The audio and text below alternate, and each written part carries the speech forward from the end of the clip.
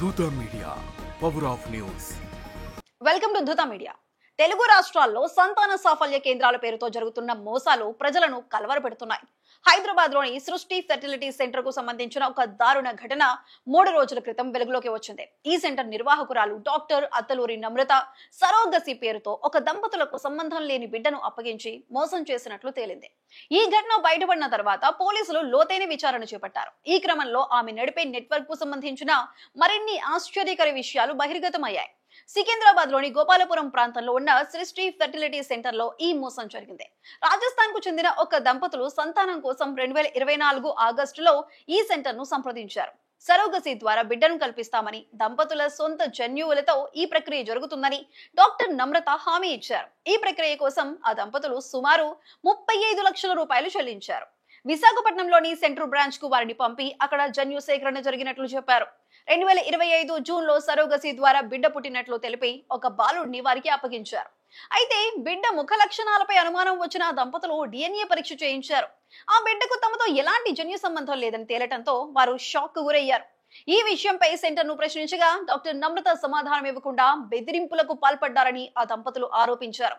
దీంతో వారు Gopalapuram police station లో ఫిర్యాదు చేశారు. పోలీసులు వెంటనే చర్యలు చేపట్టి హైదరాబాద్, విశాఖపట్నం బ్రాంచ్లలో సోదాలు నిర్వహించారు. ఈ సోదాల్లో వైద్య పరికరాలు, నకిలీ ధ్రువపత్రాలు, సరోగసి రికార్డులు స్వాధీనం చేసుకున్నారు.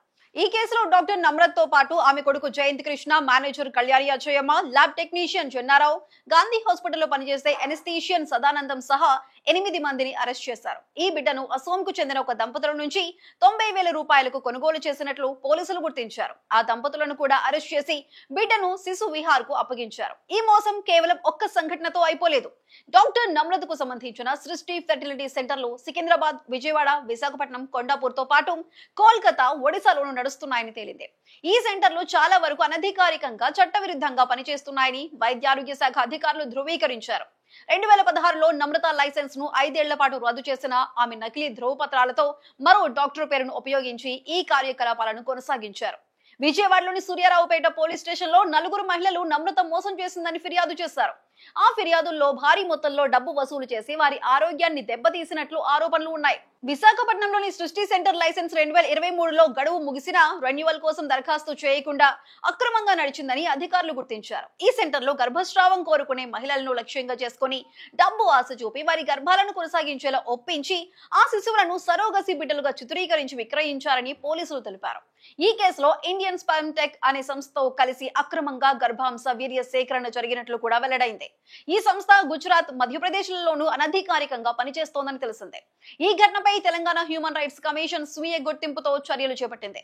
ఆరోగ్య కుటుంబ సంక్షేమ శాఖకు నోటీసులు జారీ చేసి ఆగస్టు 28 నాటికి వివరణాత్మక నివేదిక సమర్పించాలని ఆదేశించింది. గతంలో డాక్టర్ నమ్రతపై విశాఖపట్నం, గుంటూరు, హైదరాబాద్లలో పలు పోలీస్ స్టేషన్లలో 10కి పైగా కేసులు నమోదైనా ఆమె బెయిల్ పై విడుదలై తిరిగి అదే తరహా కార్యకలాపాలను కొనసాగించడం ఆశ్చర్యం కలిగిస్తోంది. 2020లో ఒక మహిళ తన నవజాత శిశువును డాక్టర్ నమ్రత కిడ్నాప్ చేసిందని ఫిర్యాదు చేయడం, 2021లో మరో దంపతులు 15 లక్షల రూపాయలు కోల్పోయినట్లు ఆరోపించడం వంటి ఘటనలు ఈ సెంటర్ మోసాల చరిత్రలో ఒక భాగమే. ఈ ఘటనలు ఫెర్టిలిటీ సెంటర్లపై నియంత్రణ లోపాలను స్పష్టంగా చూపిస్తున్నాయి. తెలంగాణలో 381 సంతాన సాఫల్య కేంద్రాలు చట్టబద్ధంగా నమోదై ఉన్నాయని, వీటిలో 2 ప్రభుత్వ వైద్య కళాశాల హాస్పిటల్స్ ఉన్నాయని అధికారులు తెలిపారు. అయినప్పటికీ అనధికారిక సెంటర్లు ఇంకా నడుస్తుండటం ఆందోళన కలిగిస్తోంది. వైద్య ఆరోగ్య శాఖ ఇప్పుడు రాష్ట్ర వ్యాప్తంగా అన్ని ఫెర్టిలిటీ సెంటర్లపై తనిఖీలను ముమ్మరం చేసింది. ప్రజలు ధృవీకరించబడిన లైసెన్స్ ఉన్న సెంటర్లను మాత్రమే సంప్రదించాలని, అనుమానాస్పద కార్యకలాపాలను పోలీసులకు నివేదించాలని సూచిస్తున్నారు. సరోగసి చట్టం ప్రకారం వాణిజ్య సరోగసి భారతదేశంలో నిషేధించబడిందని, కేవలం స్వచ్ఛంద సరోగసి మాత్రమే చట్టబద్ధమని అధికారులు గుర్తు చేస్తున్నారు. ఈ ఘటనలో సంతానం కోసం తప్పించే దంపతుల ఆశలను ఆసరాగా చేసుకుని మోసాలకు పాల్పడే వారిపై కఠిన చర్యలు తీసుకోవాల్సిన అవసరాన్ని హైలైట్ చేస్తున్నాయి. డాక్టర్ నమ్రత లాంటి వ్యక్తులు చట్ట లొసుగులను ఉపయోగించుకొని ఎలా కొనసాగుతున్నారన్న విషయంపై ప్రభుత్వం, అధికారులు సీరియస్ గా ఆలోచించాల్సిన అవసరం ఉంది. For more updates keep watching దూత media. For more updates, please subscribe Dutha Media.